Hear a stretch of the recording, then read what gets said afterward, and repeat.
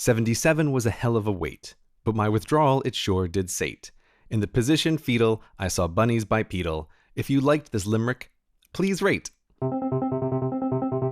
Do you want to know what the winning limericks were from our limerick submission? It wasn't really a competition. It was just like a thing. If there's a winner, it's a competition, Brady. Well, there is a winner. I sort of cobbled together a judging voting system, which I'm sure will fail on several levels in the grey scale of appropriate voting systems, but it's what we've got. And it involves a combination of my votes, your votes, and a little public vote I ran on the side. Mm-hmm. We had a tie for second, so appropriately, I think we have 2 runners-up and a winner. You gotta start with the runners-up and then tell me who the winner is. Okay, well, you can read one of the runners-up. Brady takes this ridiculous show to places it never should go. From swamp hens and rice rats to cricketers' nice bats, Gray's always the last one to know. So that's our first runner-up. The other runner-up is, I have a message for Gray. I want him to see what I say, but I know he won't read it. He'll simply delete it, but Brady might send it his way. Mm-hmm. But the overwhelming winner... Overwhelming. The overwhelming winner. Yeah, it was comfortable. It was comfortably the winner. I'll let you read it because you read it originally. My day had been fairly mundane when HI started up in my brain. So I jumped to my feet, thought I must send a tweet. At Brady Harron, I'm not on a plane. There you go. So that's our overwhelming number 1 winner from the Limerick contest, which is not a contest, but it totally is a contest because there's something to win.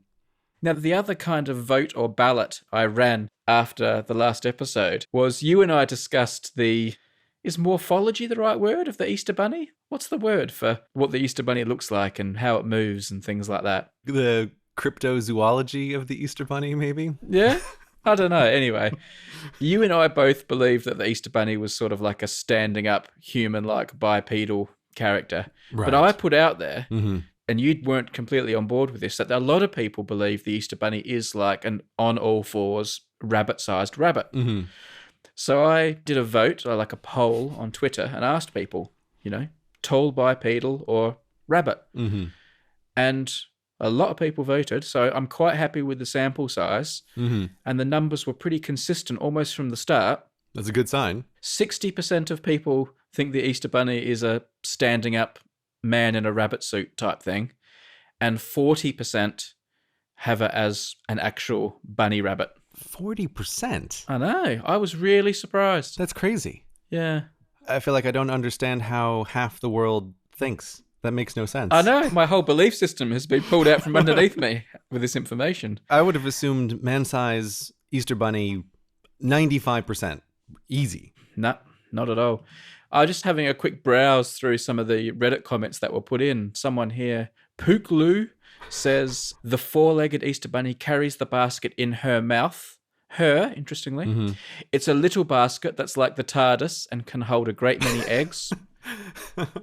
It does sound kind of adorable. We have someone with a username that I can't read because it has a swear word in it. But they say, I used to believe that the bunny laid chocolate eggs. I'm still not comfortable with the bunny laying the eggs. That's so wrong to me. NZ Lion says Easter Bunny is a white Angora rabbit, regular animalian form, Whoa. but moves around bipedally. Think March Hare. Oh. If that's of any help to you. That is. Okay, so like Peter Rabbit. Okay. Anabusamama, or if that's how you say it. On the Easter rabbit front, he is obviously a brown this time, normal rabbit-sized bunny with an egg-shaped backpack. And he has special Easter hens laying the eggs for him. Wait, whoa. The same as Santa Claus's elves. We've got around the egg problem there by introducing special hens to the equation. Easter hens. No, this isn't... Wait, is this why peeps exist? Are there supposed to be chickens at Easter? Well, I mean, you have chickens and eggs because it's about new life and stuff, isn't it? Although I have to say this person does lose credibility with their next sentence because they then claim the tooth fairy is a small fairy-sized being in green clothing, obviously. And there's no way the tooth fairy dresses in green. Yeah, the tooth fairy is not Tinkerbell. Let's go back to the hens, though, because I feel immediately sold on this idea. Like, oh, the Easter hens are like the Zwart Piet of Easter. I can totally get behind this. No, you're introducing unnecessary complication to the magic here. No, I think if the Easter bunny is a bunny-sized bunny, the hens, that makes sense in my mind. I think I can get behind this. I mean, obviously, I'm still saying that the Easter bunny is a huge person. He can just handle it all on his own. I don't know about the hens, because that implies that for the rest of the year, the Easter Bunny is like hanging out with a bunch of hens in like a house or a hutch or something. Like, I don't know. I just don't see rabbits and hens mixing it up like that. And why does the backpack have to be egg-shaped? I don't know. I think this person's just making it up. If they are making it up, I feel like this should be the start of a new tradition for the people who think that the Easter Bunny is actually bunny size. You have a whole little parade of animals wandering through your house depositing eggs. I think it makes perfect sense. No, I don't think it was implied that the hens do the trip with the Easter Bunny to everyone's houses. I imagine they're back home, like Santa's elves, having done their hard work during the year. Oh, okay. That's less adorable. I was imagining a small parade that the Easter Bunny is leading through the homes, and then the hens disperse throughout the house to hide all the eggs. Yeah, if they're just staying back home in the hatchery or whatever, that's not as interesting. I don't like that as much. Obviously, when I pose the question, is the Easter Bunny like a standing up person or a rabbit? Special shout out to all those people on the internet who replied, neither, the Easter Bunny isn't real. It's made up. You're awesome. Yeah. Thanks, man. That's what we were looking for. That's exactly the answer we were looking for. Meat security, Brady. I'm sorry, I got you a little bit excited by writing meat security in our show notes, and you like texted me and said, meat security, that sounds awesome. I haven't actually really got much to say other than meat security is like a much bigger thing than I realized. Mm-hmm. Like, I obviously brought up how amazed I was that when I was buying a steak at the supermarket, it had like all the security labels on it and you couldn't just walk out with it. Not that I was trying to walk out with it, but you know what I mean. Yeah, of course not. I don't know. I must have sounded genuinely interested in the topic when we discussed it in the last episode, because a lot of people wrote me quite detailed emails about it and sent me links. And it's like the stealing of meat is like a huge issue. And I just want to say to all those people, thank you for sending that. And, you know, you've opened my eyes to the problem. I also want to do a special shout out to the person who wrote an email to me and said that they work in kind of the meat butcher industry. Mm-hmm. And it's a really big issue. And if I want to know a lot more detail about it, he was willing to like send me another email. And that person was really smart, because I haven't replied and I don't want to know a whole lot more about it. But they saved themselves the time of writing the really long email by sending this preliminary email, basically saying, if I write you a wall of text, will you read it? And the answer is no. But they were smart enough to realize that. Yeah, I'm going to throw an idea out there into the void, Brady, but I suspect that the people who write big walls of text on the internet, they're not short on time. I think they have a lot of time. Yeah, there you go. Meat security. There's like a Vice video about it and everything. So just Google it, people. You'll find out loads of interesting stuff. Much more actual information than you'll ever get on an episode of Hello Internet. Yeah, because it sounds like you actually know nothing except that this just exists. Like, I keep waiting for some interesting facts about meat security, but I think it's not going to happen. I'm going to have to look it up myself. Maybe we'll have like a special meat security episode at some stage. I think we won't. I think that is extraordinarily unlikely. I had a knock on the door today. Like, a delivery person was there with these 3 big boxes. I had no idea what it was because I hadn't ordered anything, and it didn't look like sort of the shape of clothes that my wife would have ordered. So I thought, what is this? And it was actually, the boxes were quite a similar size to the boxes all the vinyl records were sent in. So I thought, why am I receiving a whole stack of records? Like, has something gone wrong? Or And it wasn't until I opened them that I realized what they were. They were silver buttons. And among them was our Hello Internet silver button. More silver play buttons for Brady.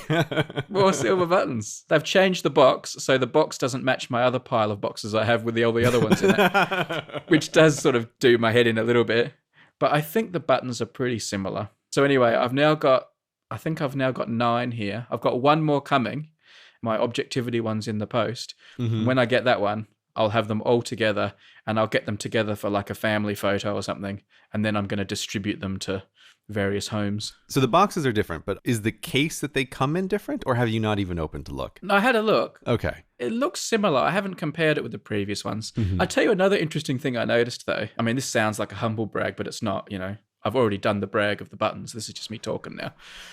When I opened all 3 to check they were right, each one on top has like a pro forma letter with like a facsimile signature of the chief executive of YouTube, writing this big gushing, isn't everybody awesome email, telling me how awesome I am for getting to 100,000 subscribers. And And like, I can see how if you opened the box, that would seem quite nice. Mm-hmm. But when you open 3 boxes in a row and they've all got the exact same photocopied letter in them, like it really loses the personal touch and you realize this is all a little bit mass produced and you don't feel so special. Right. When you have to empty your shredder because it's full of these documents just being shredded one after another from all of your play buttons. Like, oh, here's another one congratulating me. Shred, shred, shred. Now I have to take all of this out to the bin. I mean, the CEO, she's written me 9 letters now, but I don't think she even knows who I am. I'm sure she knows who you are, Brady. No, it's like Mr. Burns, isn't it? She's like, Harren, hey?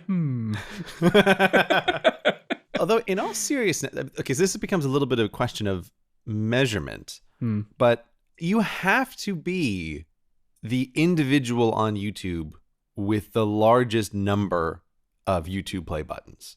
This has to be true, right? There can't be someone else who beats you on this. No. The Greens must tile their bathroom with YouTube play buttons.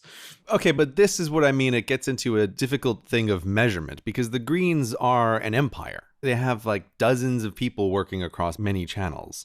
Like, you have a lot of channels where it is you working on the videos. Obviously, you're interviewing people, so it's somewhat of a team effort. Yeah. But maybe the way to do it is to take silver buttons per staff member. And we want a ratio number. I suspect you might be number 1 on that metric on YouTube. No. I'd be really hard pressed to think of anybody else who would beat you on that. I find it hard to believe. But who knows? Soon I won't have many at all. But I will keep the Hello Internet one, I guess, because where else is that going to go until we open the museum in the Black Stump? Yeah. It's not going to be on loan in my house, that's for sure. No. Have you got a Hello Internet vinyl episode in your house? I do have a Hello Internet vinyl episode in my house. Hidden or in a place where a person would see it? It is not in a place that a person would see it. Right. It's not in a vault. I'm not quite sure what you're getting at here. Well, I just wondered because I know that you had one framed like as a gift for someone else. Yeah. And it looked really awesome. And it did look really awesome, by the way. It really did. Yeah. And I know your wife arranged it and she obviously had it really well designed. And she was so excited. She was thinking, this could even look good in our house. Mm-hmm. And I got really excited by the idea of an HI vinyl hanging in your house. But she obviously didn't win that battle. It was a battle that she tried to fight. And it was a battle that she lost. Here's the thing I don't understand. Why would you get excited by the idea of it hanging up in my house? Like, what does that matter to you? Why does that make you excited? I don't understand. Because, we created like a lovely thing. And to think that it was worthy of you looking at it every day would like warm my heart. It would make me think it has actually moved you and made you happy. It would be like proof and not just lip service.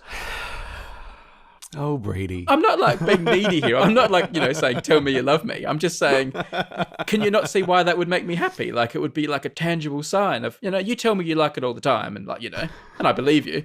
But this would be like something more, especially your house that you hate stuff in. That'd be like getting access to the Pope or something. I just think it's funny the way you always manage to frame a question in a way that it just never even occurs to me to think about. As though what is on the walls is a metric of the worthiness of the thing. I find that so strange. Like, what a strange way to think about things. Of course that's the case. Since old time, humans have put things they value most on the walls. Have you ever been to a museum? That's kind of, in a way, what we do. I'm not saying that if something's not on your wall, you don't value it. What I'm saying is if you put something on your wall, you're giving it like extra value. I feel like I just can't agree with this because I've mentioned before, in our current flat, we don't, but I could see in a future flat having photographs up on the wall.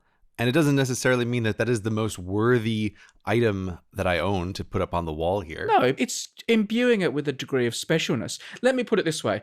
Gray, right now, I'm just looking at my phone. Mm-hmm. I have a photo of you in my phone. You're okay with that, aren't you? I'm fine with you having a photograph of me. Yeah. What would you do if you came to my house and I had a 10x8 photo of you on my office wall? I would be supremely weirded out. Why? Why? There is the answer to the question. I guess I can see what you're getting at here because it would be an extremely bizarre placement of importance of the photograph of me. Yes. All right. I guess I can see what you're saying there. Cool. I'm claiming that as a half victory. I think you can legitimately claim that as a half victory. Not all things fall into this category, but some things fall into this category. So I can see what you mean. Like a random picture might not mean anything, but a picture of a particular person does mean something. I can get that. I can see what you're saying there. All right. You can put that in the Brady column. You and I talk a lot about freebooting. Mm-hmm. And we have often talked about sort of the subset of freebooting that we sometimes call gift booting or gif booting. Yeah. Gift booting is the only thing we call it. Yeah, you're right. I was just preparing for that person who says the Easter Bunny doesn't really exist. So I found an interesting example of gift booting a day or two ago that I condemn, and I think it's wrong, but it did also bring a small flicker of something. Respect, cleverness. Now I need to know what this thing is, Brady. Well, you know how there are all these sources of gifts, because people send them all the time in text messages now, and they tweet them all the time. So you can actually go to these like repositories of gifts and look up the one that just fits exactly what you're wanting. You know, I want someone with brown hair and a red t-shirt winking with their left eye. And you can find one. Yeah, like that's built into iMessage now. Is you just search for a thing and it's like, who knows where it even comes from? Yep, built into iMessage, built into Twitter. So the other day I was messaging my wife, and to cheer her up and joke around, I wanted to send her a picture of a chihuahua. So I searched for chihuahua, and there were bloody gifs of Audrey stolen from my YouTube videos. Was she bursting bubbles, Brady? Yes, she was chasing bubbles in slow motion. Well, I can see how you might feel slightly peeved, but also like a proud papa in that moment. A little bit. But I still condemn it. I'm not excusing it, but I did feel a little bit proud. They are gifts of the world's cutest chihuahua when she was a puppy at the absolute apex of her cuteness. Those gifts might be the cutest a chihuahua has ever been or will ever be represented in human history. That moment of her bursting those bubbles. For people who don't know, which is everyone in the world except Gray, I went out to dinner recently with Gray and we were just having a chat. And like in a moment of weakness, I did say to him, "Is Audrey good looking?" Because I had a little crisis of confidence, because I know chihuahuas tread a fine line between being good looking and going a little bit wrong. And also I know like proud parents think that their kids are beautiful. Yeah. And I think Audrey's gorgeous. But the other day I was talking with my wife, and she was saying, you realise there will be some people who don't think Audrey's gorgeous. And I was like, no, that can't be right. So I sort of said to you, tell me straight, Gray. What do you think about Audrey? For the listener, just imagine for a moment that you are out, you're having a nice dinner with a friend, and they say, tell me something. They look into your eyes. Perhaps they reach across the table and put their hand on your hand. Say, give it to me straight. Is my child smart? Are they good at what they do? And they're looking, and I might add, eyes glistening a little bit, perhaps on the verge of some kind of emotional problem. Perhaps the answer that you're about to give is the sort of thing that might destroy your very friendship forever. Imagine finding yourself in that social situation. And what would you say? You, of course, listener, you would tell the truth. Audrey is the most beautiful chihuahua I have ever seen. She is adorable. And I really mean it, Brady. You gave me a convincing answer. Like, you even pulled in anecdotes. You said, my wife and I were just talking the other day about Audrey. And you didn't just say yes. You called on evidence and like extra witnesses. Here's the thing, Brady. I really do. I'm telling it to you straight. I'm looking into your eyes, right? Audrey is genuinely the cutest chihuahua I have ever seen. It is mostly because most chihuahuas, you feel sorry for them that they've even been born. It's like, oh, you're some kind of genetic abnormality that should never have existed, but like we have wrought you out of a wolf, and this is what we have made, and like gaze upon the horror of it. Sort of like some breeds of bulldogs. You're like, oh, you poor bulldog. Like, I'm so sorry for you. But that's not Audrey. Like, she is genuinely super cute. But I just think it's funny because I know that I am telling the truth, but I don't understand how you could ever possibly genuinely trust me 100% when you ask a friend a question like that. Like, that's why I was pulling in anecdotes. I did have witnesses. Like, we called people on the phone to confirm that, yes, I have told third parties. This definitely happened, listeners. It really did. There was a big thing because Brady wanted the proof. Like, and I busted out all the proof that I possibly could.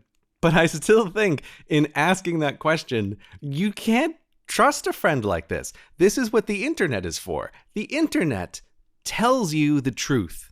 And you can trust what the internet thinks about things because the internet, it'll tell you. And so when you search for a chihuahua and you find Audrey breaking bubbles in the Giffatron 5000 or whatever it was? I think that is the answer to your question. Well, first of all, you can't just trust the internet because everyone brings like lots of baggage. But also, they haven't met Audrey in person. Mm-hmm. But also, if I've got one friend who is not going to obey the social norms because he doesn't know what social norms are Mm-hmm. and just tell the truth when he shouldn't, Mm-hmm. it's you. Yeah, I will agree with that. I am definitely the friend to ask. There's no doubt about that. I'm the person to ask. I'm just still saying, if I were you, I feel like you can never fully trust your friends on a question like that, asking about your child. You just can't. That's why you have to ask the internet. If you didn't like Audrey, though, I mean, you're always picking her up and you hold her and she falls asleep on your arm while you're stroking her and stuff. Like, you're a softie for Audrey. I totally am. Every time I go over, it's like, can't wait to see her. Good. She's the world's cutest chihuahua. This episode of Hello Internet is brought to you in part by Harry's. For decades, big razor companies have relentlessly increased prices and reaped immense profits at the expense of their customers. So Jeff and Andy, two ordinary guys who were fed up with getting ripped off, started Harry's to fix shaving.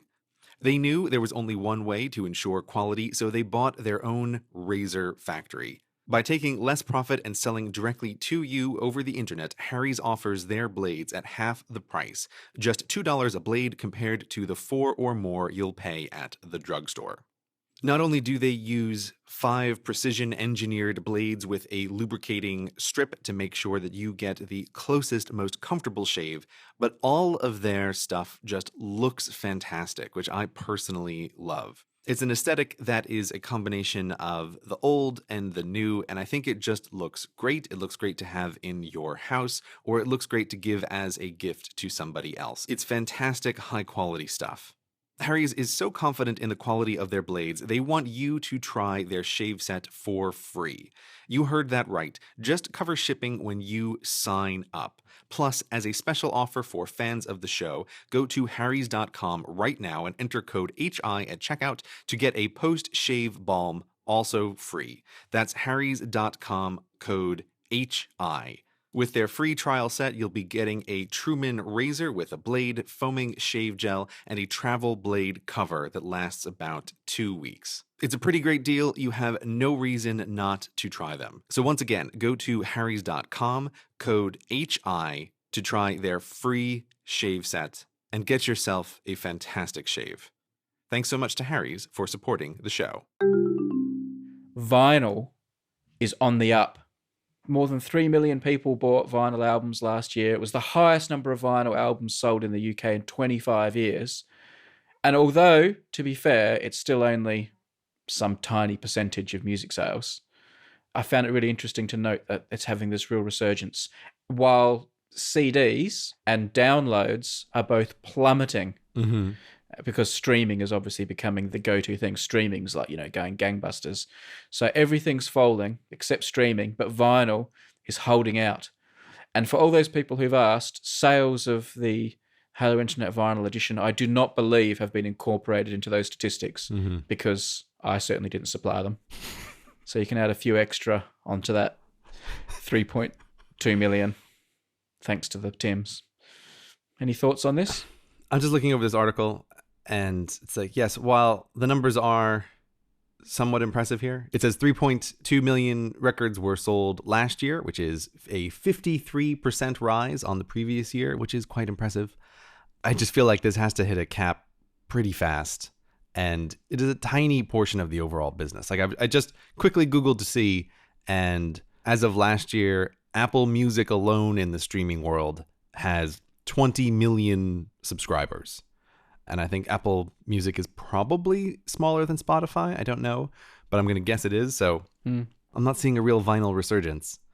I would also be very curious to know what the breakdown is of the actual usage of those vinyl records. Like how many of them are being bought to be displayed, like posters in the way that you talked about a while back. Like, they're beautiful pieces of artwork. You can put them up on your wall. How many of them are being bought like that versus being actually played? I'm betting this is becoming like a collector's market thing as opposed to an actual utility thing. Does that matter? So what? I don't think it matters, but I do think it changes what is this thing. And collectors markets are just totally strange markets. I think I mentioned before, but I only recently just discovered this whole phenomenon of collector edition sneakers, like sneakers that shoe companies manufacture with no intention of them ever being worn by anyone. And I was like, okay, this is a totally weird, strange market. I feel like I bet the vinyl market is a lot closer to something like that than it is to an actual utility object. Oh, no. What? You've put the idea of limited edition Hello Internet sneakers into my head. No, Brady. Oh, no. Oh, I can feel it. It's infecting me like a bug. Okay, buddy. I feel like part of my job sometimes is to save you from yourself. Talk me down. Talk me down. Yeah, I gotta talk you off this ledge, buddy. Because listen, okay, first of all, think back to all of the returns that you've already had to deal with for the vinyl episode of Hello Internet. Now, keep in mind, sneakers, they're not a single consistent item. They have to be manufactured at different sizes. You'd have to deal with returns, people having different sizes. No, not if they're not being worn. Not if they're not for wearing. You could just do them all in one size. No, Brady. It's not possible. You'd have to manufacture them in different sizes. The people would demand it. It's too much of a logistic trouble. You don't want to do this. Think of all the different materials. There's no sneaker machine that can just press it out and you record a quick YouTube video of the manufacturing process. I don't think you want to do this. This is not a good idea, man. I'm already thinking of ways I can do it. Here's what we have to do. Here's my plan. I can tell you the plan because even if I tell you it, it might still work. We've got to just move on to the next topic because by the end of the show, you might just forget and then it will be over. All right. But then I'll hear it in this episode and it will remind me. It's like a permanent reminder. If future Brady is listening to this episode, we can also hope that by the time he gets to the end of the episode, he also forgets. That's our only hope. You hear that, future Brady? Keep listening to the show. Forget what? I can't even remember what we were talking about. There you go. Perfect.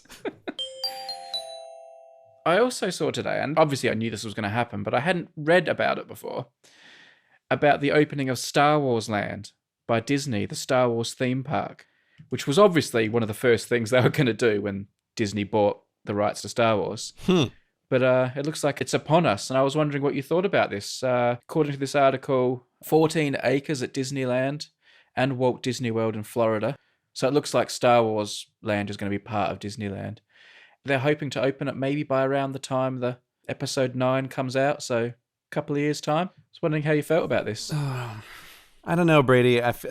There's two things here. The first is it never really crossed my mind that when Disney bought Star Wars, they'd be making theme parks, which of course seems really obvious in retrospect. It's just like, in my mind, Star Wars, oh, you're still this precious thing. But no, now it's going to be forever.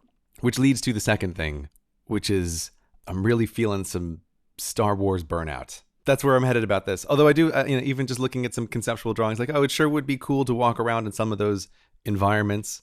I don't know. It feels like the Marvel universification of Star Wars, and it's going to be around forever, and there's always going to be more things. I think I'm just going to have to step back a little bit. Are you going to head down to Disney as soon as it's open? I don't think I'll be an early adopter. Where do you stand on theme parks and amusement parks? Like, how do you feel about them? I couldn't guess if you were someone who hates them or likes them. Because in some ways, like, I know you don't like crowds and people and tackiness. But on the other hand, you do like kind of, mass appeal entertainment. Is that what's on the other side of this scale? Mass appeal entertainment? That's interesting. You play computer games and you watch movies and stuff. So you do some normal stuff. I do some normal stuff. That is true. You like Las Vegas. I do like Las Vegas. Well, this is what I was going to say when you say, like, I don't like tacky things. Yes, but there is a Maryland point for tackiness, which once you cross it, it becomes awesome. And I think a lot of Las Vegas does fall into this category of it's past the Maryland point. But you don't like queuing. I don't like queuing. I don't like rides that involve acceleration in any way, which is a pretty broad category of rides. So those sorts of things are not pleasant for me. Even little baby rides that have the tiniest amount of acceleration, I find deeply physically uncomfortable. So I don't do any of those things. Is that because you don't like the feeling or because you're scared you're going to die? It's just the physical sensation. Right. There's something in my body which is overly tuned to acceleration and reacts extremely poorly. And every once in a while, by which I mean maybe every 5 or 6 years, some part of me forgets this and thinks, maybe I can try. And I'll do some like baby ride. And then it's like, oh God, get me off this thing immediately. This is just physically uncomfortable. The carnies running those rides don't exactly instill faith in how reliable they always are. But it's mostly the actual physical uncomfortableness is the problem. What's a carny? Is that someone who runs a carnival? Yeah, they're like traveling people who run carnivals. That's what a carny is. Is that like an offensive term? It sounds like it would be an offensive word. I think it is slightly offensive, but it's occurring to me that maybe this is a very American term. Right. I feel like you would say carny to anybody, and they would have an image of a teenager who's not really paying full attention to the teacup ride at the local carnival. Like that's what you would have in your mind if you say a carny. Okay. So it's a word we're allowed to say on like the internet. It's not. Yeah. Obviously it is because you've said it numerous times now. But Brady, you're allowed to say all the words on the internet. There are no forbidden words on the internet. This is true. Yeah. But I mean, I guess to answer your question, when I was a kid, my parents took me to Disney very regularly. For a period of time, we went like every other year we went down to Disney. And what I do really like about those kinds of environments is just the experience of walking around a place that has been set up in an interesting way. I don't necessarily feel the need to go on lots of rides, but to me, that was never really the experience. Like, I just always liked walking around. I just got this picture in my head of parents taking this little tiny CGP Grey to Disney World for the 5th time in 10 years, and you're just so excited because you're going to once again get to see how they're working the rubbish collection. I mean, that is part of it, but I think like a well-designed theme park just sets up visually interesting places to walk around. I have this real theory about like when you're walking in a place, curved paths make a place much more interesting to walk around, particularly curved paths where you can't necessarily see what's too far ahead of you. And I feel like a lot of the theme parks do a really good job of that kind of feeling. Like you're walking around and moving between different areas. You're not just standing in the center of a really big open space that extends in all directions and you can see everything. Like I think that's kind of boring. A few of the very old markets in London have that kind of feeling too, where you're walking in a space and because you can't see everything in all directions like in a modern mall, it's just a more interesting environment to walk around. So I really like all of that kind of stuff. That said, as an adult, I haven't been to a theme park in a very, very long time. And I think it's because my patience and tolerance for crowds and lines and children would be at an all-time low. And whenever my family and I went, because they are the best parents in the world, always took me out of school to go to Disneyland in the off season. So it was like we had the whole place to ourselves. And I don't even know what they told the school we were up to, but it was always like whatever the least busy time was, they would take me out of school and we would go and it was awesome. Cool. I've only been to Disneyland once and I went in 2002. Normally I can't tell you the years I did things, but I do remember that year. So that was a long time ago, and my camera still was a film camera. Wow. And I took loads of pictures and had the time of my life, and as we were leaving, I realized there was no film in my camera. And I was like, oh no, I wondered why I didn't have to change my film and I was taking so many photos. So then we spent 20 minutes running around Disneyland at breakneck speed, recreating all the photos and reposing in front of all the rides to take all the photos again. So when I look through all those pictures, it's like, oh yeah, we did all that in 10 minutes at the end of the day. But yeah, good time. But you have the memories. So great. I wanted to try bringing this up, but I don't want to lead you down a rabbit hole because I'm scared you might go off on one and bore me. Wow, that hurts. That hurts really deep, Brady. I'm worried you're going to want to take it in a different direction. But anyway, it's your podcast too. You can do what you want. But I want to talk about people dying because there was this thing, right, in 2016 where everyone was saying, oh, this is like the worst year ever, and everyone keeps dying and all these celebrities kept dying. And part of me thought it was interesting. Part of me thought it was ridiculous. But the thing that I thought was interesting was I said, in an episode of Hello Internet in the early days, I basically predicted this and it just came true earlier than I thought. The fact that as the years go by, we're getting a bigger and bigger density of famous people. It's going to seem every year like more famous people are dying because there just are more famous people because of the way the media has evolved and fame and celebrity has evolved. And I think every year is going to be worse than the year before in terms of it seeming like celebrities are falling off the perch. And I think 2017 has very much started in this way as well. I feel like the number of famous people dying in January and February of 2017 has been even higher than it was all through 2016. And you can send me all the links to all like the boring articles and podcasts that show that it doesn't change. I'm not that interested in facts. I'm just saying this is what it feels like. And I want to know what you think. Okay, so I am trying to think about any celebrity deaths that I will have heard of. And I can only come up with one that I've heard of for this year. But I think the only example I can think of, it perfectly goes into exactly what you're saying, which is a guy called Hans Rosling, who's a Swedish doctor and statistician and ran a website called Gapminder. If anybody knew of him, it was because he did a couple of TED Talks on population growth that were very popular and very interesting. And he's a guy whose career I've followed a little bit since he came across my radar. But he's a perfect example of someone who, in an earlier time, would not have had any level of internet fame for me to even be aware of when he died in the first place. He's the only person I can think of that I've heard of who's died this year. But he's exactly this example, like a person with a certain amount of internet fame who makes it feel like, oh, right, here is a celebrity who has died, but is probably unknown to a reasonably large portion of the population. And I think more and more celebrity deaths are going to be like that, just as you say. What do you think about 2016 then? Was there like a clustering? There were some big ones, obviously, but you know. Yeah, there were some big ones. But my frustration with this also is that I think it just becomes a meme. I think there are a couple of people you can point to as kind of starting this idea in people's minds of 2016 being a terrible year, and also then combining it with the celebrity deaths.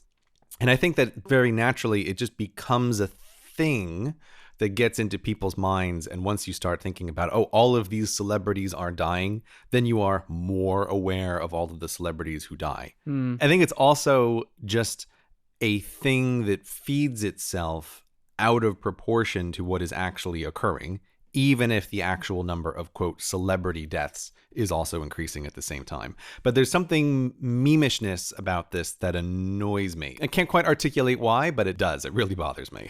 I mean, Wikipedia is not the best example because Wikipedia hasn't really defined fame. But I'm just looking through the deaths of 2017, and for every day they list 20 people, at least, dying.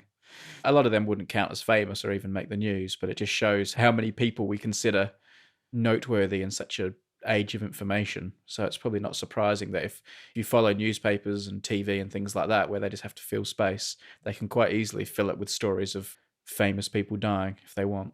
Anyway, I did think it was interesting, and we didn't mention the 2016 thing, but we had talked about it on Hello Internet, and I felt like maybe it was starting to come to fruition already. I didn't realize that Wikipedia, of course they would have it, but Wikipedia does maintain lists of celebrity deaths for, it looks like, very many years. Yeah. I just randomly jumped back to 1990 in January, and it's like, they sure have a long list of famous people who died in 1990 in January. Yeah. It might be more now, but the idea of the death is 10 times bigger than the maybe 15% increase that is real, if you see what I mean. Like, that's the disparity that's occurring here. I must have spent 2 hours last night. There's this chemical. It's called Brady's reagent, funnily enough. But it's been in the news a bit lately because there were some schools were having problems with it exploding. So we've done a video about it for periodic videos, which I was doing last night. So it's called Brady's reagent. And after not too much research, I was able to figure out why it's called Brady's reagent. But it's got a secondary name that some people call it, which is Borch's reagent. And I must have spent 2 hours figuring out who Borch was and then double checking and confirming I had the right person. In the end, I was on like Google Books, going through ancient textbooks written in German, trying to find clues. And it was crazy. The rabbit holes you can go down for like trivial facts that I didn't even need for the video. It's just like something I put on screen for 3 seconds. But God, I sunk some time into it. It is very easy to do that sort of thing. Back in the day when you just had the library, it's like, well, the trail runs cold real fast. But now there is always one further thing that you can try to chase to get that fact really nailed down, right? There's always another page of results on Google, right? No matter what you're typing in, you can keep going and going. You feel like the answer is out there somewhere. But also you start to like find yourself having to fight against sort of certain biases as well. Like I thought I'd figured out who he was. It was this Walter Borsch. So everywhere I looked, I was basically just looking for information that would confirm that it was Walter Borsch. And then I was suddenly thinking, hang on, have I just got it in my head that's who it is? And I'm just looking for his name. And maybe there's another Borsch out there who's the actual guy. And what am I doing with my life, Gray? Like, I totally understand this. Yeah, there's a very easy trap that everybody falls into of confirming a thing versus trying to find out if you are wrong about the thing. And when do you stop looking? You have my sympathies with this because I am trying to track down the reason why a government bureaucracy essentially 100 years ago decided to do a thing the way they did. It's the exact same thing of like, where do we stop trying to find out the answer to this question? This question, which doesn't really matter, doesn't really affect anything. In a video, I can trivially write around the reason for this thing. It doesn't really matter, but it's like, it's got to be on the internet somewhere, and I want to try to find it. But it's also the problem, like you said, with the confirmation of when I finally find something, how do you know if that is true? Yeah. It can never end. Like, have you found the answer, or have you just found the first thing that provides an answer and you decide to go with it? You occasionally get smoking guns that you feel pretty confident about, though. Oh, yeah. But it's these kind of rabbit holes of trying to chase down information. They do reveal something about how all knowledge is not exactly knowledge, but it's a tower of probabilities. That there's information that you are more and less certain about is real or is not real. You don't want to spend most of your day looking at that too directly. It's too much to think about. But that really is how just all of the knowledge in anybody's head is essentially just a summation of probabilities of how likely do you think this is to be true and how likely is it to be untrue. I promise I'm not going to make Sportsball Corner a regular feature. No, Brady. I'm not going to do it. But This is where I can't believe you. It's now 2 episodes in a row. we've just had the Super Bowl. You've got to let me have Sportsball Corner for the Super Bowl. If it's not the Super Bowl, it's the World Cup. If it's not the World Cup, it's the... Christ, I can't think of another one. But there's always... Well, there's only 2 then. The Ashes, there we go. Oh, nice. Right? Look at you. Oh, I'm a little bit proud of you then. Yeah, if it's not the Ashes, it's the Thunderdome. Like, it's all of these. There's all of these things. Oh, we have to make an exception for the Super Bowl, as though that's the only sport that we participate in. When you're always telling me stories about all kinds of things, and one season ends and another season starts up. There's an infinite number of these things, Brady. What are you saying? You're saying I can't have Sportsball Corner today? Look, no, I'm not saying you can't have Sports Ball Corner. It's the way you frame the thing. Like, ooh, just this once, twice in a row. Like, just one don't more mind chocolate. me. Yeah, exactly. It's like, I know what you're doing, buddy, right? Because once it's twice, now it's a tradition practically, right? So it's going to have to happen all the time. This has been like the dominant story of my week. This has been the thing that has consumed most of my headspace this week. How can I not talk to my good buddy about it? Because I didn't know that there was a Super Bowl. You didn't know the Super Bowl was on? Why would I know the Super Bowl was on? Because it's a major world event. Is it a major world event? I feel like after I moved out of America, I don't hear that much about the Super Bowl anymore. How would I have come across this piece of information? Reddit? Well, I didn't see it on any of the Reddit sections that I'm on. It wasn't on Reddit much, to be honest. It wasn't on my Reddit either, to be honest. But anyway. There you go. Fail at the first hurdle there, Brady. Yeah. Anyway, Okay. I want to tell you about my Super Bowl experience. Okay. Tell me about the Super Bowl. But to tell you about my Super Bowl experience, I have to give you a bit of background. No. This is important background. Is it? Yeah. Okay. All right. I'm listening. Do you know what my English soccer team is that I follow? Like my favourite?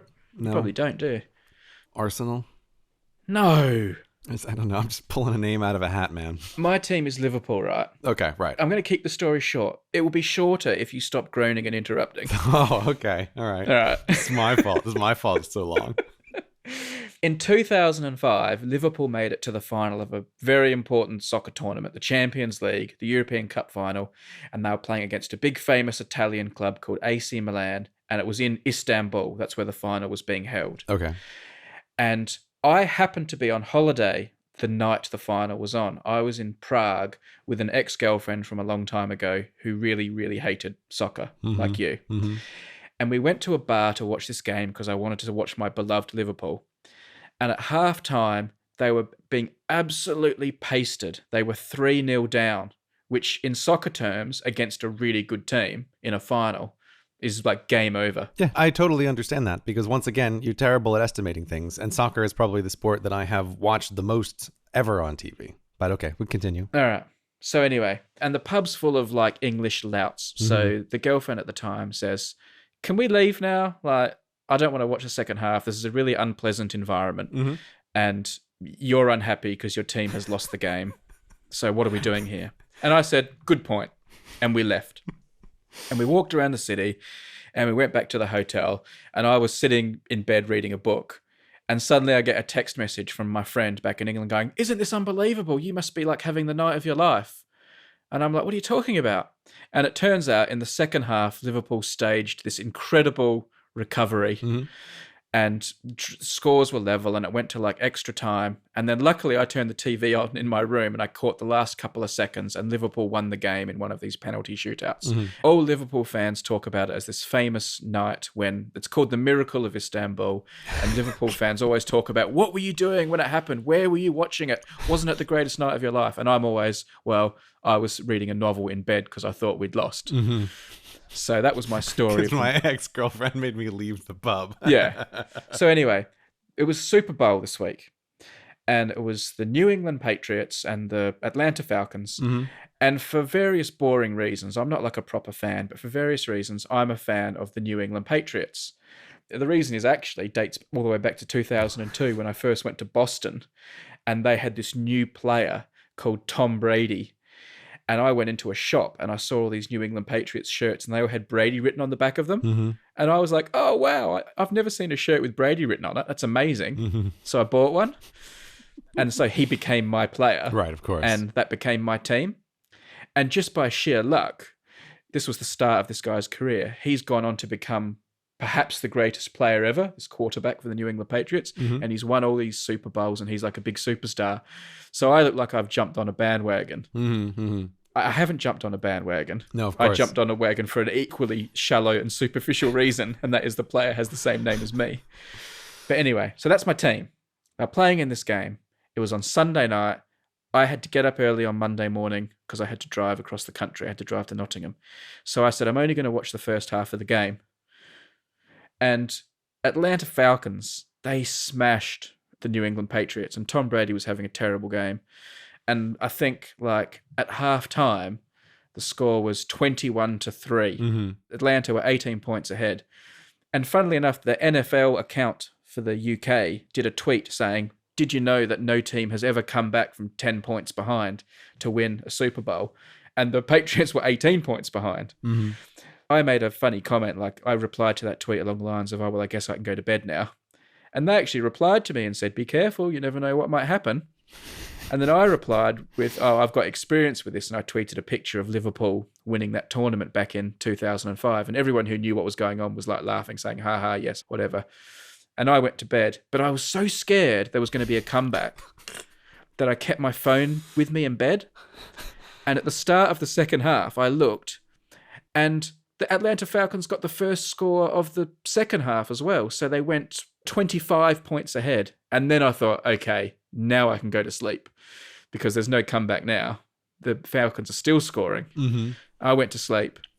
Do you know what happened? I'm guessing the Patriots won. It was the most incredible comeback in like the history of the Super Bowl. And everyone's talking about it. Everyone's saying it's the greatest Super Bowl in history. Isn't it amazing? Aren't we so lucky to have witnessed this game? All this hype. And yet again, I have slept through my team doing this amazing thing. And like, I can watch it the next day, but it's not the same when you know what's going to happen. And even if I didn't know what's going to happen, it's not the same if you're not watching it live. So I've yet again slept through my team doing a really, really amazing thing. How does that make you feel, Brady? In some ways, I'm glad I didn't have to go through watching it, because I watched the second half the next day online, and I would have been so nervous watching that game as they were coming back. Are they going to come back? It's so close. Can they do it? Are they not going to do it? I would have been so sick with nerves. I'm almost glad I didn't have to see it. And it just all happened without me knowing. I almost feel good about it. And I almost feel good that I've now got this like track record of sleeping through amazing things. It's like my thing now, isn't it? Almost feeling good is not the same as actually feeling good. Yeah.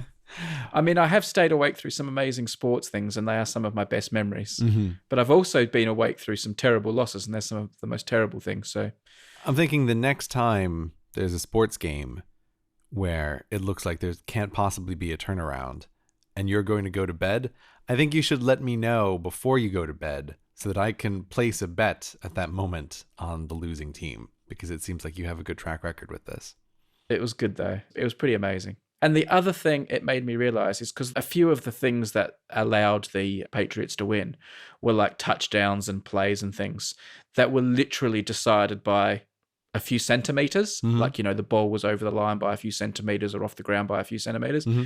And it is amazing to me in sport how small the margins can be that have such massive impact. Because no matter how much you hate football, you do realize, winning the Super Bowl is a big deal, and there are vast amounts of money and sponsorships and things at stake. So there is a lot at stake. Yeah. And just the smallest little bounces of a ball and a centimeter here and a centimeter there in all sport make such massive differences. I guess we'd like that about sport, but I always feel the need to jump in here because you always upgrade my indifference toward a thing to hatred, which is a hell of a leap. Like, okay, yeah. It's like a lack of interest does not equate to hatred of a thing. Like, these are two totally different emotions. Like, an indifference is an underappreciated emotion. Like, it's just Brady likes watching his games, and that's totally good. I think what you are sensing is sometimes my frustration at your desire to tell me shaggy dog stories about what happened in a game for which I have no context.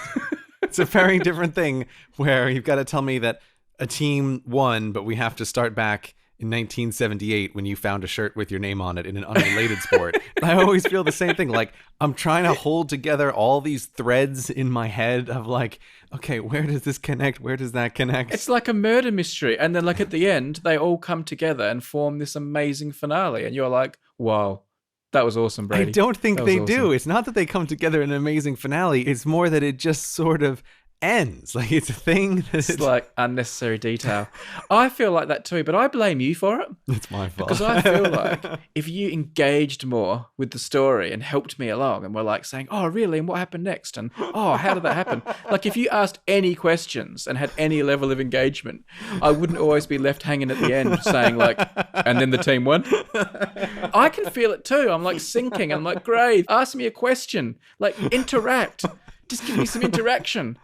I just need a little bit. I can feed off that. But you're like, no, I'm giving you nothing, mate. You're drowning on your own. But it's always the same thing. You're always talking about the people or like something. Like, I have no questions But here. you could say, oh, really? Tom Brady, who's he? What does he look like? What position does he play? Who cares? Where was the Super Bowl played? What position does he play? You could tell me he plays quarter chicken, and I would just believe you. Like, I don't know what the players play. Like, I have no idea what these things are. Why is Tom Brady so good? How much stuff has he won? Oh, really? Like, you could just ask me anything, and I could work with it.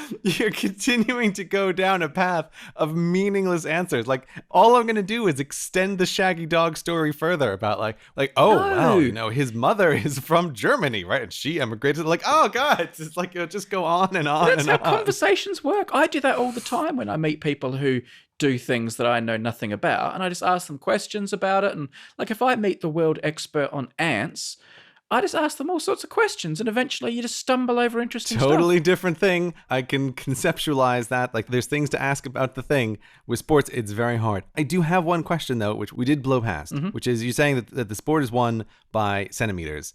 And what I want to know is, does football have actual cameras that they use to do replays so that they can see, yes, this was in, or yes, this was out, as opposed to some sports that still rely on a human to make a call at the last second, which seems stupid to me?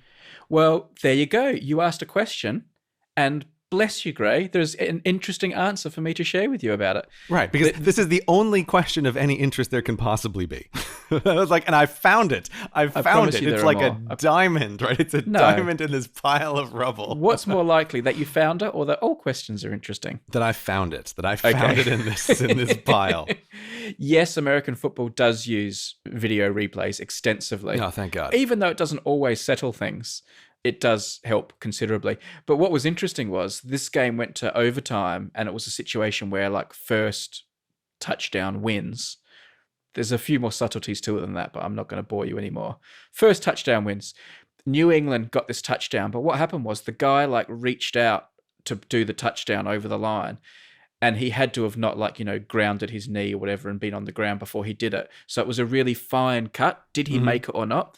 So the referee on the field called it as a touchdown. To his eye, he said it was a touchdown, but we're going up to the TVs. But before the TV people had decided, the New England players were running around celebrating. Everyone ran on the field and celebrated. So the guy that was in charge of confetti obviously pressed the button, and tons and tons and tons of confetti started raining down on the stadium and all over the field and the players. So if the guy watching the final TV replay had looked at it and decided, actually, you know what? I think that's not a touchdown. I have no idea what they would have done, because they had completely trashed the stadium. I don't know, would they have had to sweep it all off the field and spend an hour and then start playing again? So in the end, I think the TV guy must have just said, well, no matter what, I have to give that as a touchdown because we can't play on the field anymore. That's not the way that works. You have to have an hour of watching the team sadly pack their own confetti back in the confetti cannons, right? That's what you need, right? It's no, right? You guys celebrated too soon. This is not how this works. And now you're going to pack all of that confetti back in those confetti cannons. Buddy, this is what you're going to have to do. You don't get to celebrate before we've made it official. Yeah. You'd have to call it. You'd have to take it back. Do you know what? More stories are popping into my head about sport I could tell you now, but I won't. Let me ask you one more thing about Super Bowl in general, though. Okay. This was Super Bowl 51. And as you might know, when they name the Super Bowls and they make the official logo for each one, because each one has its own logo, they use Roman numerals. Okay, this is an interesting thing about the Super Bowl, yes. So you know this. So this was Super Bowl LI for 51. But what they did was for Super Bowl 50, they broke with that. So when you go through and look at all the logos, it's 50, but the one before it is Roman numerals. It's XLIX, and the one after it is LI. And that must really, really annoy, anal people when they look at the list of Super Bowls and just one of them's not in Roman numerals. This did cross my radar as a thing at some point. So this crosses your radar, right? Yep. Yeah, because this is interesting. And again, it's it's not some person with his thing. It's it's a question about the system and a question about, are they going to change the way they do the numbering from this Roman numeral system to regular numbers? It is interesting. Right? It is interesting. It's an obvious time to do it because there's no way to make it not look dumb if you just say Super Bowl L. I think Super Bowl LI looks dumb. If it hasn't got X in it, it's not cool in my opinion. Yeah, that's true. Everybody knows X is the coolest letter. There's no doubt about that, right? It's nobody can be as cool as X. Oh, great. I just had a really good idea. What? Let's number this episode with Roman numerals. Brady, I would never do that kind of thing. I take the consistency of the metadata and the file names. I take it very seriously. I would never do such a thing. If it happened by some kind of madness, it must have been a bug in the system or some nefarious person renamed it. I would never do that. You know me, Brady, right? Obviously, I am an OCD kind of guy, and so I have to make sure that everything is the same all the time, right? That's what people know about me. So no, I am not going to name this episode whatever it is. I can tell you it's Lxxviii. It's a really good looking one, and it's really big. I would never do that, Brady. It's not going to happen. Thank you for not doing that, because I know how much that would annoy people. Yeah, no, I'm glad you didn't do it. Yeah, no. But just that number for you again, Gray. Lxxviii. Okay. Yeah, it's an interesting piece of trivia, but I don't need to write that down. That's not relevant. Do you think they should have abandoned Roman numerals from 50 and gone 51, 52, or do you like that they've gone back to it? I like consistency in the thing. So I think if you're going with the Roman numerals, you should own Super Bowl L, even though it looks dumb. I think if you're not going to do that, it's totally fine to change. 50 is a reasonable time to change to use regular numbers. But going to the number 50 for 50 and then back to Roman numerals, that's the worst of everything. So big thumbs down to the Super Bowl committee or whoever's in charge of these things. I imagine it's the NFL, but yeah. Oh, sorry. At the NFL. What's your vote on that, Brady? What do you think? They should have stuck with Roman numerals. They should have had the courage of their convictions to go for Super Bowl L. I can see why the marketing people didn't allow it and insisted on 50. The thing I don't understand is why they then accepted LI, which looks just as lame, if not more lame. Super Bowl Lee. I don't know how vowels work. This episode of Hello Internet is brought to you in part by Backblaze. What is Backblaze? it's the product you need. It's unlimited cloud backup for Mac and PC for just $5 a month. Backblaze backs up documents, music, photos, videos, drawing, projects. Everything you could possibly care about, Backblaze protects. And not only do they protect it by uploading it to their cloud, they allow you to access your data anywhere in the world, on the web or on your phone. If you happen to be somewhere where you need a document that you know is on your desktop that you don't happen to have access to on your phone, with Backblaze, you can just grab that really easily and see it immediately, which is a handy feature I have used a bunch of times. Best of all, with Backblaze, you can restore just one file or all your files. The choice is yours. If you accidentally deleted a thing before Time Machine got it, you can have Backblaze pull it down immediately. Or if you have an entire hard drive meltdown, your entire computer has been lost, your house has burned down, whatever it is, Backblaze can just send you a hard drive by mail so that you can have everything as fast as possible. And don't worry, it will be encrypted so that only you can access it. Nothing beats the bandwidth of a truck carrying a hard drive down the highway. And if you need a lot of files fast, that's what you're going to want to do. The guys at Backblaze really know what they're doing. They have over 20 billion files that they've restored for people. 20 billion files. That is a ton of people's documents and memories and important data. Backblaze is gimmick-free. There's no additional charges. It's just $5 per month for a complete backup. And I really think if you don't have this on your computer, you need to get it right now. Backblaze has totally saved my butt a number of times with files and data loss. So I am personally grateful to that company for saving a bunch of my stuff. No matter how good you think your system is for backing up your documents on some floppy that you update every month or so, it's never going to be good enough as something that just automatically runs in the background. Everybody needs Backblaze. So to get a fully featured 15-day trial, go to backblaze.com/hellointernet. There you can play around with the service and get it started protecting your data immediately. If you're hearing the sound of my voice and you don't have Backblaze, you need to go do this right now. So once again, thank you to Backblaze for supporting the show. Thank you to Backblaze for saving people's data. And go to backblaze.com/hellointernet. You know how newspapers, they don't really get YouTube, do they? No. And the online world. So whenever they do reports on things happening in YouTube, I feel a bit like they've just learned, like your grandpa who's just learning about YouTube for the first time, and that there's lots of subtleties they don't understand. Mm-hmm. So there was all these stories that I saw in the newspaper today. I think it must have been the Times, because that's the one I have sitting down on the kitchen table. It is an interesting story, but I just think they're getting a little bit the wrong end of the stick, or they're being a bit unfair. Basically, the story is about how British companies, or companies in general, are supporting extremist organizations like terrorists and all that sort of stuff, and ISIS, or even the production of like pornographic material. Oh my. By advertising on their videos. And in a nutshell, what's happened is, obviously, you're not allowed to put like terrorism and extremist stuff on YouTube, but some stuff does get through. And some of that stuff is monetized, and then automatic AdSense ads appear on those videos.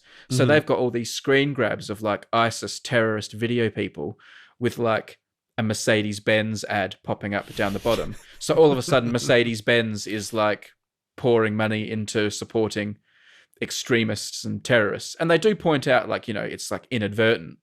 But the thrust of the story is that advertising money is going to support all these extremist videos and that. And I was looking at the article and I was thinking, this is a bit unfair, and they're not really understanding what's going on and what the problem is and what needs fixing. And also that it's not that big a problem. Yeah. Even a word like pouring money into it's like, have you seen AdSense ad rates? Yeah. Newspaper.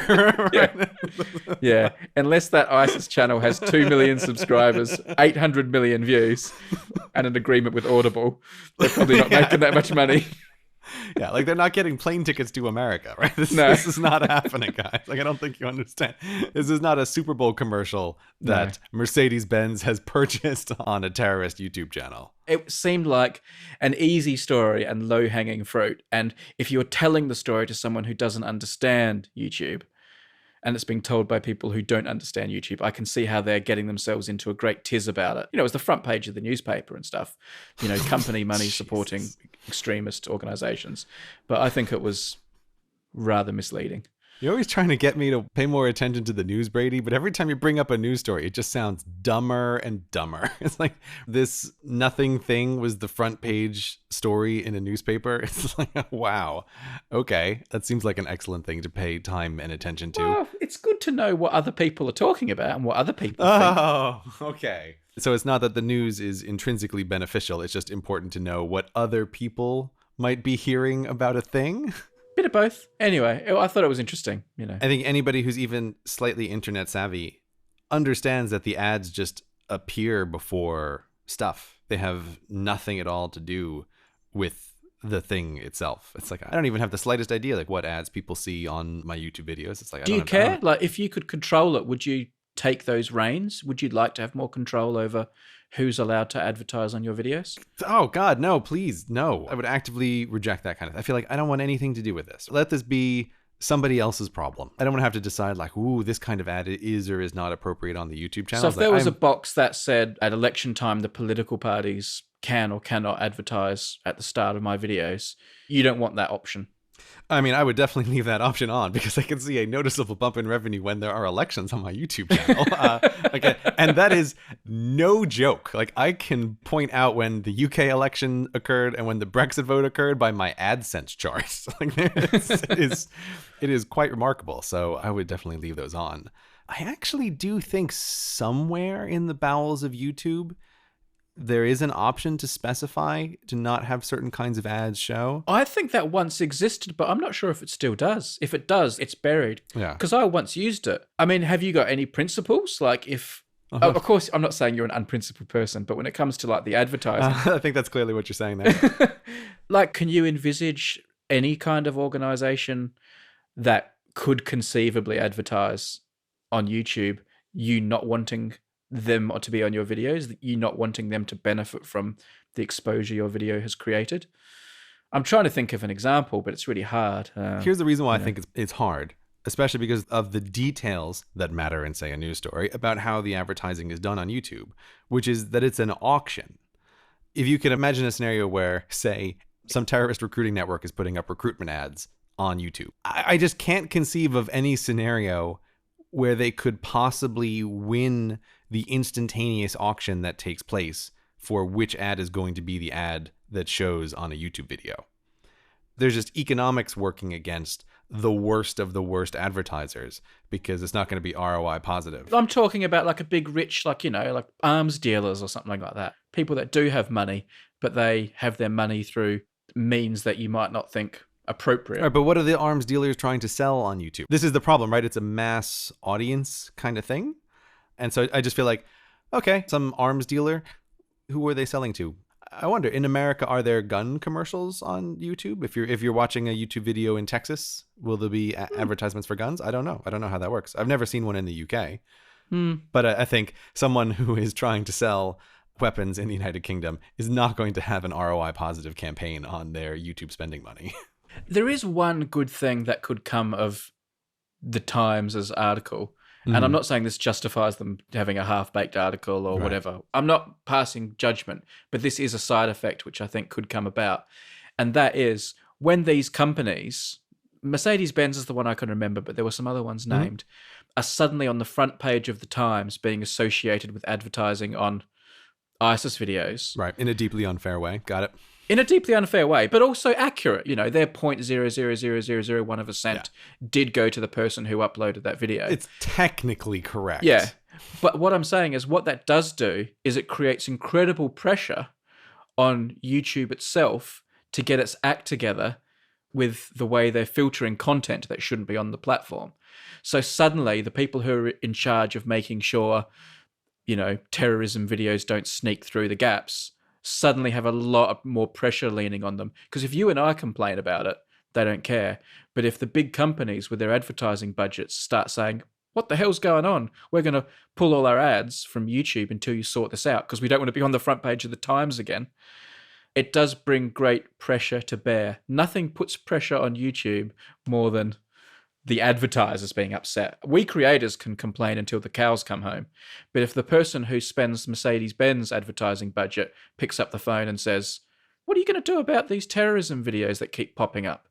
Suddenly, it's like all hands to the pump. Yeah, that's a nice theoretical story that you have there. I would wonder if Mercedes does call. It seems like YouTube is pretty serious about doing the best they can to keep the really horrible content off of YouTube. Like the one actual use of the report button, and of course the army of YouTube heroes who I presume are working for YouTube now. I don't know how that program's working out. I haven't heard much about that since it originally was launched. The advertisers are the actual customer and source of money for YouTube. It's not a bad thing. Like as an institution, that has to be one of their primary concerns is making sure that the advertisers are happy. I would love to know, but I'm not exactly sure that a newspaper article in the Times is going to, one, have a company call up YouTube to exert pressure, and two, result in an actual real internal change in YouTube that wasn't going to occur anyway, or that isn't already being done. I don't agree with you. Okay, one article, maybe, but the general principle is that once like traditional media, like, you know, that politicians and people read, they do create pressures that people like you and me complaining on YouTube don't create. But I think it does work. I mean, there's a practical example. And again, this wasn't one article. It was a series of articles. But you look at I'm sorry to talk about sport, but I promise it'll be quick. The guy who was in charge of FIFA, the people that run soccer, was really corrupt, but no one could get rid of him. Like, he wasn't moving, no matter what was said, no what was done. Like, he had support from all the people he needed support from. He couldn't be removed from the presidency. And as soon as 2 or 3 of the big companies that advertise with FIFA, like their big corporate sponsors worth, you know, billions and billions of dollars, started saying, we just can't be associated with FIFA anymore. All of this bad publicity is just so bad for our brand. We're pulling our sponsorship. The president was gone within a few weeks. When advertisers start feeling like their brand is being damaged and they pull away from something, that's when action happens. And even though Mercedes-Benz have done nothing wrong, their brand is being damaged by being seen on like a terrorism video on the front page of the newspaper. That does create change. Maybe this one article, you know, it's one article and we might all shake it off. But this sort of thing is what does create change. I know what you're saying here, but I just think these are uncomparable situations because YouTube already has an incredible motivation to do everything that it can to keep extremist content off of its channel, right? Whereas FIFA as an organization does not have an incredible desire to keep itself squeaky clean all the time. In fact, it has the reverse. I think these are different scenarios. I think you're wrong. I think YouTube's incentive to keep bad material off the platform only extends as far as how they can handle the bad publicity and the flack and the loss of advertising and the criticism. Other than that, why would they care? And of course they can put mechanisms in place, but it's like the tombstone imperative with planes. You know, how much do aircraft companies spend on safety of planes?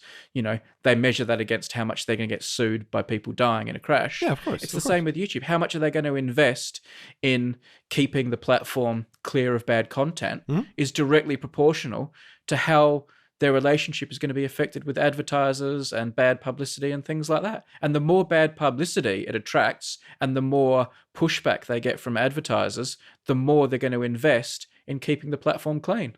Don't get me wrong. My argument here is not like YouTube, the people are better and they care about a thing. I'm just looking at the incentives.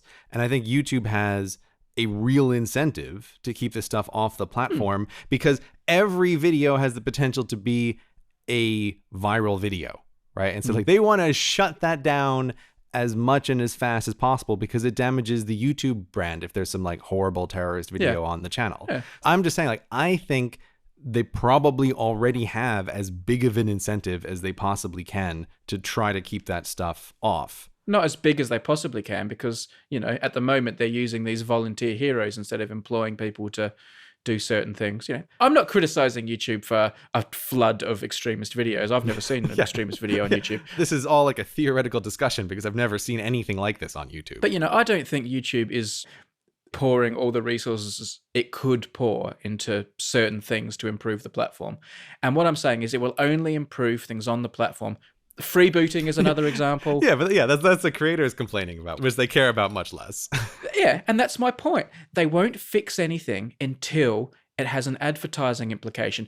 I think the best action you can take against freebooting, and I've said this before, but I sort of say it quietly, when you have a video freebooted and then there's an advertisement on it for a toothpaste company on the freebooted version, the best thing you should do is make a whole bunch of noise to the toothpaste company and say, hey, toothpaste company, you just advertised on a stolen video. That was my video. Can I have the advertising, please? You should be compensating me, not the person who, and get up in the face of the toothpaste company. And then the toothpaste company's like, what the hell? What's going on? We've got no idea what you're talking about. They contact YouTube and say, what's this person making all this noise about? Like, I just bought some advertising off you. I have no idea what you put it on. Someone's complaining that I owe them money because I've advertised on their video. And that is what's going to make YouTube say, bloody hell, we need to sort out this copyright situation. It's not going to be creators complaining. It's going to be advertisers saying, we're getting flack about this now. What are we supposed to do? And then YouTube's going to say, oh, we've got to shut this up now. Okay, let's get serious about freebooting. I'm curious, have you actually done that at any point? I think I have once or twice. I have trivially done it. Don't talk yourself up too much there, Brady. I haven't done it like as a campaign and systematically done it. But I have discussed it with some of my friends too. I just don't want to get involved in like that big a mess. But I think that's the mess that would fix freebooting. I think the thing that will fix freebooting is if every time we see a freebooted video, we make a note of who's advertised on it and contact those companies and say, your money has gone to this person for a video they didn't create. I created it. I think I should have that money, and see what they say. And of course, you're never going to get that money, but it is going to make them go indirectly through their advertising companies to YouTube and say, what the hell's going on, man? We're getting all this flack on Twitter. We get all this noise is being made. We're being made to look bad because apparently we're advertising on stolen videos. We don't even know what this is about. I've never even heard the word freebooting. Can you just make this problem go away, please? Or we're going to stop advertising on YouTube.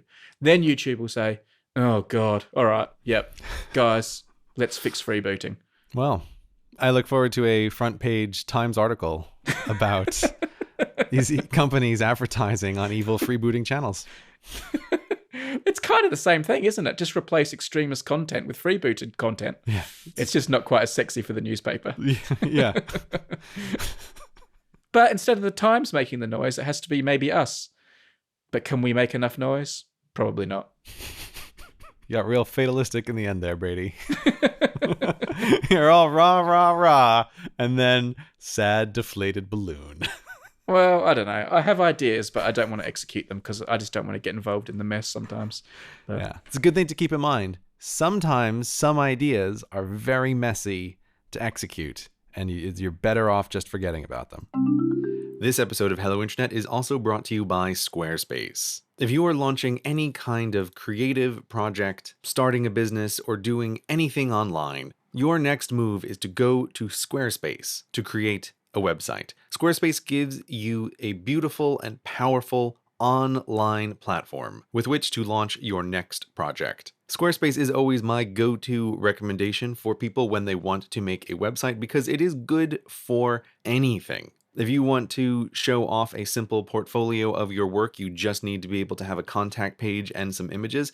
That's a thing that they can do for you so easily. If you want to run a business and sell products online, there's a whole store integration that you can use. If you just want to set up a website for your local organization or club or anything like that, Squarespace is also the easiest thing to do.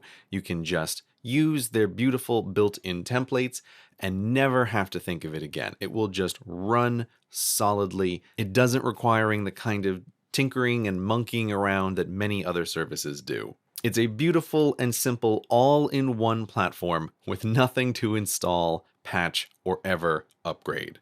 And Squarespace has award-winning 24/7 customer support. So if you need help with anything, Squarespace is there for you. So listen, I know there's something in your head right now that you're thinking, I'd like to make a website for that. Well, if that's you, just get started right now. Go to squarespace.com/hello to make your next website today and get a free trial, no credit card required. That's squarespace.com/hello. Squarespace is what I use to host the Hello Internet podcast, and is what you should use to make your next project.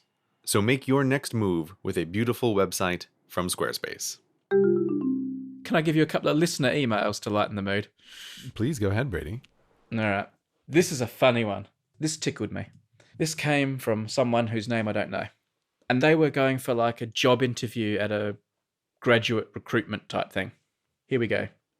You seem to like Tim's stories, so I have one from today. I went to an interview, and for whatever reason, we had to choose someone famous that we liked. And I chose Gray for various reasons. Brackets, I bet he'd hate that. Yeah, that's true. But I had to speak a bit about him, and as I did, someone at the interview asked me if I was a Tim. I was shocked to find a Tim in the most unlikely of settings, and we spoke a bit about the podcast and stuff, and it was nice. Confirmed we were on the same side of the flag debate as a top priority, of course.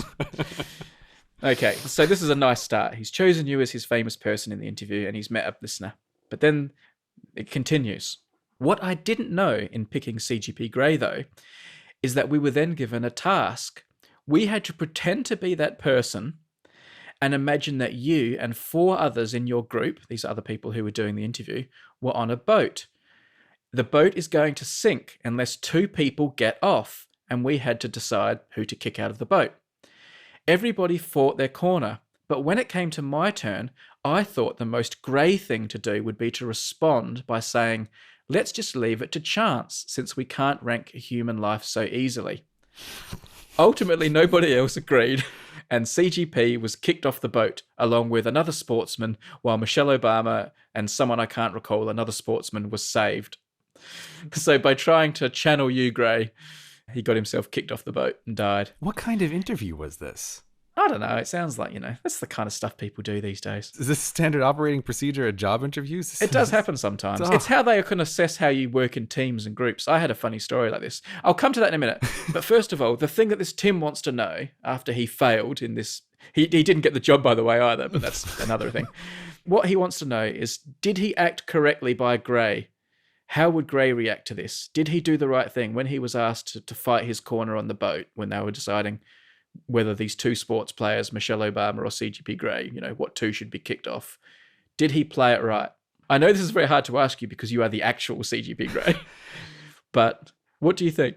Well, when you're laying out the scenario of you're in a boat, right, it's sinking, instantly many, many details matter in this hypothetical. No. Okay, don't get exasperated. You're being Mr. Easter Bunny isn't real now. No, I'm not being Easter Bunny isn't real. But it does matter because what I want to know is essentially how close is this to like the zombie apocalypse scenario? Are we in the middle of the ocean? Is no one ever going to know what happened on this boat? Because if we are, then he's totally right that I would propose, like, let's draw straws. Let's do this the fair way and see who gets kicked off the boat. But if I draw the short straw, I am going to literally try to murder everybody else on that boat right before getting kicked off, because what do I have to lose? What about honor? What about just being honorable and like dying with dignity? Dying with dignity is for suckers, right? I'm not doing that. However, there's a meta question here, which is you're on a job interview and somebody is asking you this question about like, what would this person do? It's like, don't give that answer. Don't say, oh, I would murder everybody if I draw the short straw. It's not a good answer to give in a job interview. Well, let me tell you what happened in my job interview. I had this job interview for a BBC position, like a, secondment for a year or so. And they put 4 of us all going for the same job, which is interesting in itself because already you're kind of like, you're with your rivals. They put 4 of us in a circle. And the people interviewing us, like, were in the corners, like, just watching and, like, taking notes. What happened was we were assigned, like, a big story we had to cover. We had to do a report on. We were given the rough outline of what the story was. And we had to, like, I don't know what the word you'd use is, like, workshop the ideas and decide how we were going to tackle the story. Like, as a team. And everyone was saying a few ideas. And I stayed pretty quiet. And then I had what I thought was a really good idea. And like most of my ideas, it was a bit out of left field. And I said, okay, everyone, here's my idea. And I told them all, like, this crazy plan, like we'd cover it like this and we'd do it this different way and it would be really creative and clever. And they all kind of just nodded and went, oh, yeah, that's a really good idea. Thanks for your contribution. Mm-hmm. And then they just completely ignored me and went back to discussing all the old-fashioned, boring ways of doing it that I didn't like. Mm-hmm. And I basically just spat the dummy. And I was like, oh, fine. I'm just around a bunch of non-creative people. I can't win. And I just sat there in the corner and like apparently I learned later from the people who were observing me, I started like fiddling my foot up and down and like looking irritable and I just sort of went quiet and stopped contributing and stuff like that. Mm-hmm. And afterwards, I got the job. And I sort of said to the person who gave me the job, like, oh, like this was, a long time later, we were talking about the interview. And I said, why did I get the job? Like, because they were all much nicer than me. And he said, your idea was so ridiculously good that the minute you said it and all the other people like ignored it and didn't realize it was a good idea, they just ruled themselves all out instantly. And then we just thought it was funny that you sat there like so obviously infuriated that no one could see your good idea. And we just wanted to employ someone who had good ideas. So like it was to like observe our teamwork and see how well we work in a team. And like I clearly don't work well in a team and showed that, but they didn't care because they were like, oh, well, I guess we don't really want a team player. We just want someone who's going to have a few ideas. Teamwork is overrated. I agree. We all know teamwork really means there's one or two horses pulling 80% of the weight. Yeah. And everybody else is in the cart. That's what teamwork means. Yeah. I want to quickly mention another listener who I've ignored for too long. I've been meaning to bring this up for a few episodes and I haven't. This person has gone above and beyond the call of duty, so I think should get a quick mention. There's someone called Nick. Nick says, Hello Internet was the first podcast I ever listened to. This started me on a journey to discover my love for the medium. To commemorate and thank you both, I decided to show my true loyalty and I've gotten a nail and gear tattoo. I've attached the image below. Thank you both for some wonderful hours. So let me show you Nick's nail and gear tattoo. It's not the only tattoo Nick's got on his arm, as you can see. That is quite a decision. It is. I feel like I don't quite want the burden of that decision. Well, you didn't make it. It's all right. This was done before either of us knew about it. Yes, no, that's true. You did make the image publicly available, though, so I think you have got some responsibility. No, that's not how that works at all. By giving the image to the people to do with what they want, I think is the exact reverse of claiming responsibility for how the image is used. Well, no, you're not responsible. You enabled it. Oh, enabling. Yeah. Oh, yeah. You're enabling. Yeah, enabling. That's true. Yeah. You're not going to get me to argue against that one. All right. Maximum enabling. So we've had Nick's permission. We'll put a picture in the show notes for anyone who wants to see the nail and gear tattoo. And maybe we'll also link to the image in case you too want to get a nail and gear tattoo. I wouldn't be doing my job if I didn't ask you if you have a tattoo. I mean, do you need to ask? Well, it makes it sound like I've seen you naked. Yes, I do need to ask, because I have not seen you naked. We've revealed too much. Of course I don't have a tattoo, Brady. No, there's no way I would ever get a tattoo. Do you have a tattoo? You seem like a guy who would get a tattoo. What tattoo would I have? I don't know. You'd have something that mattered in the moment. I can totally see you getting a tattoo. Yeah. Just because you walked past a tattoo parlor and there was a thought on your head. Some like comic book character you liked when you were 18 and were legally old enough to get a tattoo. Like that's something that has the lifespan of a gnat is the kind of thing that you would have as a tattoo. Yeah. I've got one here that says, The Phantom Menace is going to be awesome. Right, yes. I love beta video cassettes. Yeah. Honest to God, Brady, I wouldn't be the least bit surprised if you had something like that on your lower back. Really? Right. I really wouldn't. I could totally see you having a tattoo easily. Do you? No, I do not. I'm actually mildly surprised that there isn't a secret Brady tattoo somewhere. I'd say I'm anti-tattoo. Really? Why? I don't know. I don't mind other people getting it. Like, I don't think less of them. Yes, it's people's bodies to do with what they want. Yeah, but I just, I'm a bit of a fence sitter. I'm not one to be permanent. And they're not to my taste. They're not to my aesthetic taste sometimes. But, to each their own. mean, the nail and gear is a beautiful design. It is a beautiful design. Democratically chosen. I tell you what, flaggy flag would not be a good tattoo. It's true. It'd be very hard It's to true. get a good flaggy flag tattoo. No, that wouldn't work I at all. can't wait till someone gets a flaggy flag tattoo. I tell you what, that's dedication to the cause for the rebel scum. If you really love flaggy flag so much, let's see your flaggy flag tattoos, people. Yeah? Yeah? Go on. You're playing with fire here, Brady. You're playing with people's lives here. That's what you're doing. Don't do this. All right. Don't listen to the Brady people. Don't listen to them. Don't get a flaggy flag tattoo. You're just branding yourself as a loser then. Literally. The thing that I'm worried about is I can imagine some Brady-like person who is listening to the podcast, who's walking past a tattoo parlor right now, who, like you, could just be influenced for a moment to do a thing. So, no. Hang on a second, Gray. Just because you came up with this fantasy that I get whimsical tattoos, like, for no apparent reason, I thought we then established you were wrong and I have not done this. So don't say that that's a Brady-like thing to do. I've never done it. You haven't done it. I'm just simply saying that if we wait long enough and you walk past enough tattoo parlors, I feel like it's inevitable that at some point you would think it was a good enough idea to do. I really do. No. Next time you visit London, I'm gonna keep walking you past tattoo parlors. You don't really know casually. me, Gray. You don't know Be me. like, oh, look at that. Look at that butterfly. Isn't it pretty? No, I'm a total square bear. Hard as nails. You know, I wouldn't make a noise when it was being done. Of course. I'd be tough. But no, I don't think it's for me. But hey, you know, tomorrow's another day.